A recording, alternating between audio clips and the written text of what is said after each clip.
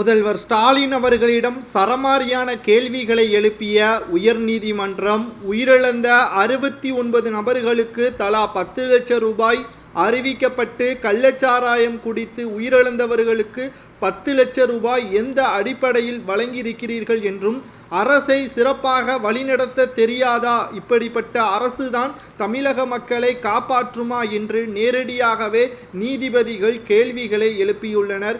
உயிரிழந்த அனைவர்களுக்கும் நிதியுதவி வழங்கப்படுவது உண்மைதான், அது ஏற்றுக்கொள்ளக்கூடிய வகையில்தான் இருக்கிறது. ஆனால் கள்ளச்சாராயம் குடித்து உயிரிழந்தவர்களுக்கு 10 லட்சம் ரூபாய் கொடுக்கும் அளவிற்கு அவர்கள் தியாகிகள் கிடையாது. வெடி விபத்தில் சிக்கிய உழைத்து வாழக்கூடிய உயிரிழந்தவர்களது குடும்பத்திற்கு 3 லட்சம் ரூபாய் கொடுப்பது நியாயமா? இது பார்க்கும் பொழுது தமிழக அரசு யாருக்கு அதிக அளவு இரக்கம் காட்டுகிறது என்பதை தெரிகிறது என்றும் நீதிமன்றம் கேள்விகளை எழுப்பியுள்ளது.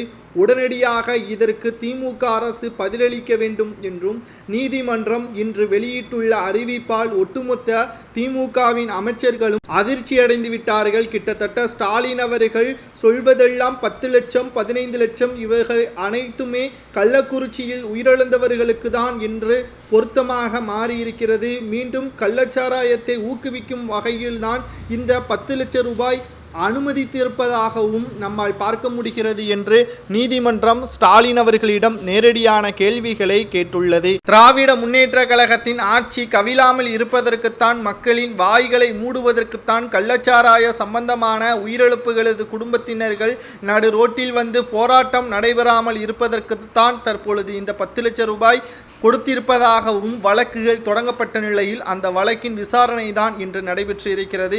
ஸ்டாலின் அவர்கள் பல்வேறு விதமான யுக்தியை கையாண்டிருக்கிறார் என்ற விதமும் இதன் மூலமாக தெரிய வருகிறது என்ற பல்வேறு குற்றச்சாட்டுகளும் எழுப்பப்படுகிறது.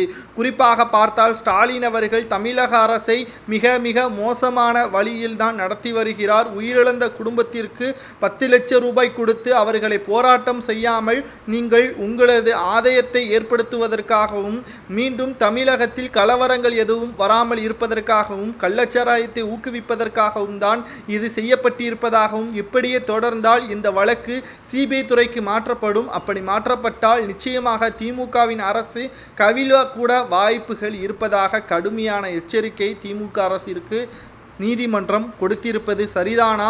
இது மூலம் திமுக அரசின் செயல்பாடுகள் மக்கள் மத்தியில் செல்ல வேண்டும். விக்கிரவாண்டி இடைத்தேர்தலிலும் திமுக அரசு தோல்வியடைந்தால்தான் 65 உயிர்கள் இழப்பிற்கு தமிழக மக்கள் திமுகவிற்கு பாடம் புகட்டியதாக பார்க்கப்படும் என்றும் கூறப்படுகிறது.